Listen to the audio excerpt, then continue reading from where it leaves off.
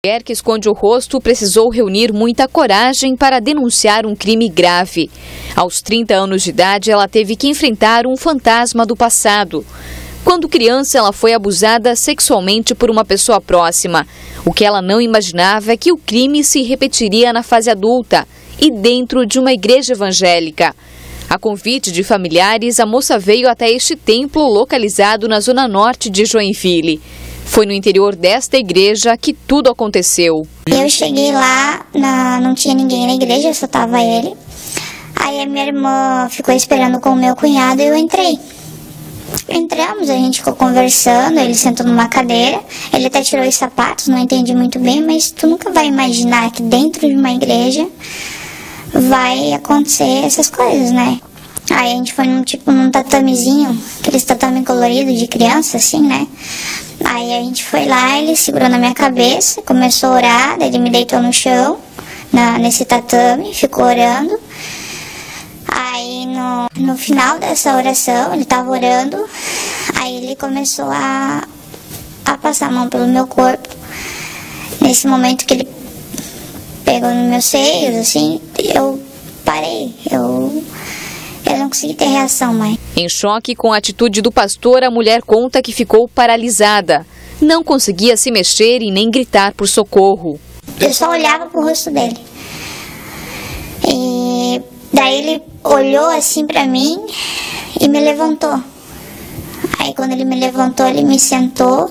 Ele sentiu que ele me mexia, ele me virava, ele passava a mão e ele viu que eu estava totalmente dura, sem reação alguma. Após o abuso, o pastor entrou em contato com a vítima por telefone pedindo para conversar.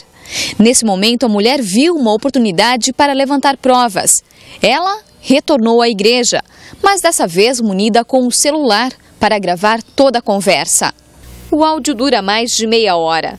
Nesse tempo, a vítima consegue uma confissão do crime. Aí o senhor pegou por baixo da minha calça, pegou na minha vagina. Sim. É necessário isso? É necessário sim, né? Você toca para ele sair de uma vez. Você estava possuída ali naquele momento. Então eu estava repreendendo as portas que ele entra. Isso aí não acontece mais, tá? Aí eu pensava, daí, só na primeira vez. Só na primeira vez. Sem saber que a conversa estava sendo gravada, o pastor alega que praticou o ato porque a mulher estava possuída e tenta convencê-la a não tornar o caso público. É o espírito combativo. E peço para você mesmo, pelo amor de Deus, guarda isso em secreto com você, tá?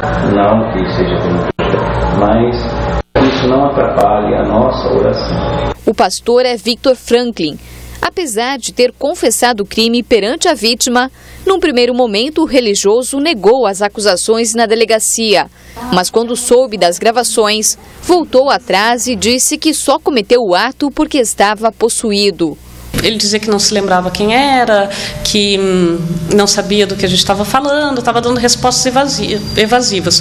Quando foi mencionado para ele que nós tínhamos uma escuta ambiental feita pela moça, daí sim, eu acredito que até para se poupar do constrangimento da gente colocar a gravação para que ele ouvisse tudo, daí sim ele assumiu a prática dos atos, mas com ressalva, né? O discurso dele, do que teria acontecido e dela, são diferentes. O pastor foi enquadrado pelo crime de posse sexual mediante fraude, previsto no artigo 215, cuja pena pode render de 2 a 6 anos de prisão.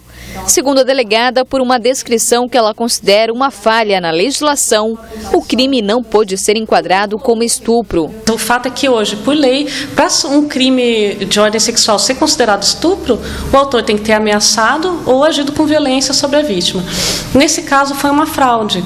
Ele se utilizou de uma fraude consistente numa prática religiosa, num suposto ritual religioso, para praticar com essa moça os atos libidinosos. Por telefone, tentamos contato com o pastor Victor Franklin.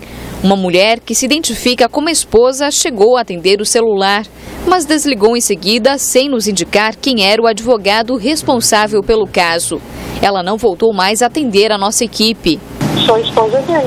Aqui quem fala é Dani, eu sou repórter da RIC TV Record, tudo bem? Tudo bem. Nós estamos, Elisete, fazendo uma reportagem em relação à denúncia envolvendo o pastor. Olha, nós não podemos conversar no momento, vocês têm que falar com o advogado, tá bom? E você tem o telefone do advogado para passar pra gente? Alô? O inquérito já foi encaminhado à justiça, mas caso haja outras denúncias, uma nova investigação será aberta. A mulher que sofreu o abuso está abalada, não sai mais de casa e hoje recebe acompanhamento psicológico. Pensei, eu falei assim, ó, eu vou usar essa oportunidade e é a única que eu tenho, mas eu vou botar esse cara na cadeia. Porque eu não pude botar o quem fez pra mim no passado, mas dessa vez eu vou colocar. O meu intuito disso, esse todo o sofrimento que eu tô passando, é para que outras pessoas que passaram por isso, que denunciem. Porque é menos um que vai estar nas ruas fazendo abusos.